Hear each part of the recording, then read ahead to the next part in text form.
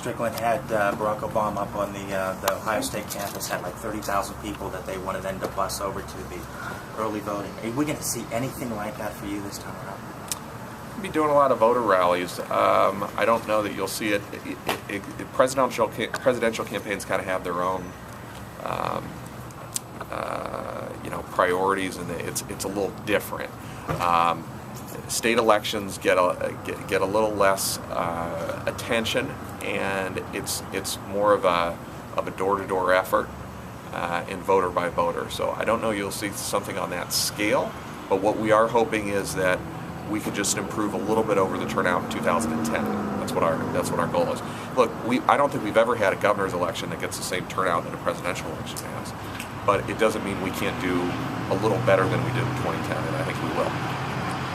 You have a reaction to the New York Times article and what Chairman Redfern had to say about you in it? It's kind of all the chatter yesterday. Not really. I mean, look, this is the stuff that matters. There's going to be a lot of chatter about people taking credit for things or taking blame for things. It just doesn't really matter. We've got a little bit more than 30 days to go until the election, and I'm going to spend every single day talking about things that matter. And we're sitting here at a location where people should have been able to exercise the right to vote, and that was taken away. That's important. That's what people are going to remember. People are not going to remember who said what about who, but they are going to remember about, I think, about big issues like the economy and education and women's rights and voting rights. And those are the things I talk about. Those are the things that got me up at 5 in the morning to get down here from Cleveland. And so those are the things I care about. Okay, I'm sorry. I am so sorry. Delaware County traffic was awful. I woke up at 6:30 to be here to get through the traffic, by the way. So let me ask you, this ruling, what problems do you have with it again? Well, that it takes away a week of people's right to vote, which I think is pretty outrageous. And as I said,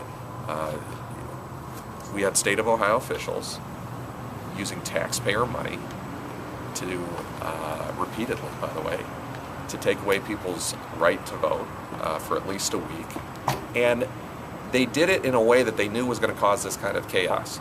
And one of the things that you always want to avoid in an election is last-minute changes. These are changes that happen. People had less than 24 hours notice. We had people calling in and saying, what is going on? We'd already made plans to vote on this today. We had voter rallies that were scheduled for today. I was originally going to be up in Lorain County. We're going to have a rally where we're going to be making sure that people were getting registered, because this was a week where you could register and vote at the same time. And one group of people in Ohio has decided that it's in their political interest to make it tougher instead of easier to vote. And we think it's outrageous, but we're not going to be discouraged by it. And we hope there's a backlash against that. You planned to vote today, didn't you? Yeah, I did. And